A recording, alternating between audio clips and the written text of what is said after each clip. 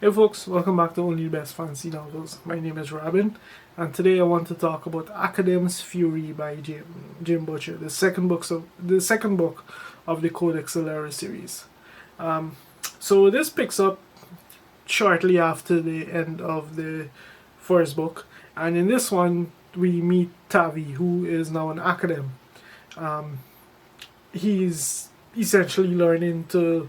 He's essentially in this world's version of magic school, um, picking up the skills that he's always wanted, and in addition to that, he's serving as the page to the First Lord because he's been granted the opportunity to attend the school as under the patronage of the First Lord. So he's there. He's living life, juggling his responsibilities between school and acting as the First Lord's page. At the same time, we see the First Lord on the Great Strain as he combats some of the some strange events that are unfolding over the course of the book, and then he collapses, and it leaves Tavi in a very tight spot. He makes a decision on how to address it, and then it becomes clear that this couldn't have happened at the worst time because some enemies of the crown are on the move, and it's going to boil down to Tavi and his allies to do what they can to save the First Lord, or die trying. So that's pretty much all you need to know about this book. Honestly, this one was a mixed bag for me, mainly because of the. It's kind of unavoidable given the situation, where like what's been done with the story so far.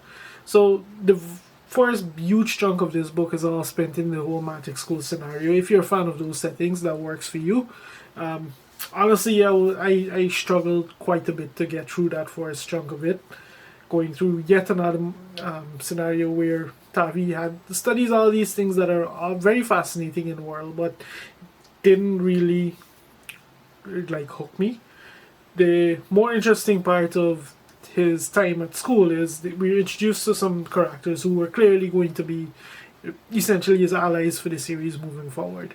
And yeah, like I mentioned, one of the things about this series is that it's very heavy into tropes.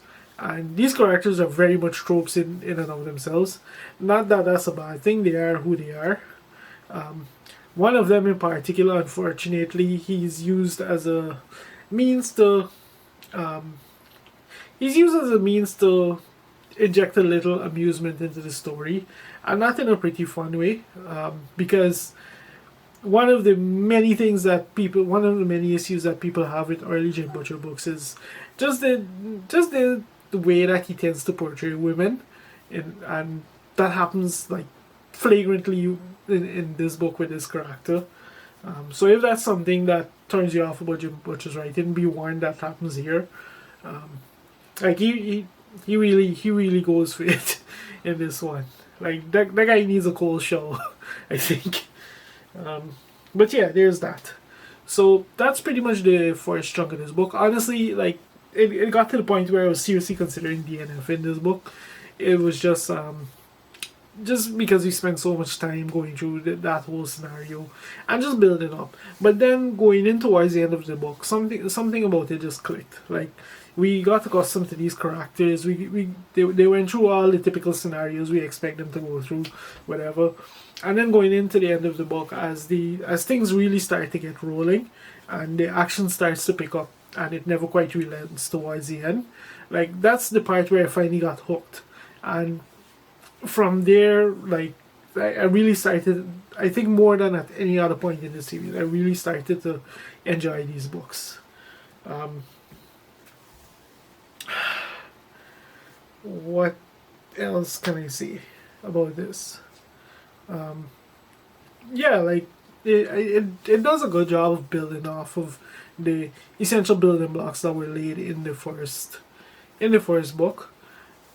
One thing I liked about Jim Butcher's writing is that he has a tendency to take threads that existed in one book and just carry them over to the second book in a way that he binds them very neatly together, and he tends to take them in some interesting ways, like what at first seems like an unavoidable action leads to an even more despicable consequence, and that kind of happens here in this book as we're introduced to a pretty horrific new enemy, and it's clear that this is a threat that's going to be very, very terrible to deal with in the future, in the very near future for Tavi and friends.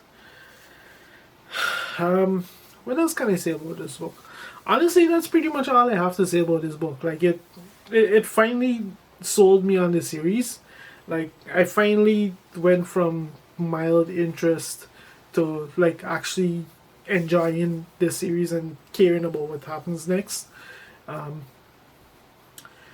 yeah, I think honestly, I think I'm just gonna call it here. That's pretty much all I have to say about this series. It's like given it's Roman inspired and all of that, it is what it is. It's a fun, entertaining romp, and actually that's one thing that was really cool about this book. Like it may have dragged a bit at the start, but that's mainly that I think that was unavoidable, mainly because Jim had to spend so much time introducing all these new characters, introducing this setting. He also kind of like showed us where some of the characters from the previous book where they were and how their stories are moving along. So yeah, like the pacing, it really picked up towards the end, and I'm hoping that it's the start of a really entertaining trend that continues throughout these books.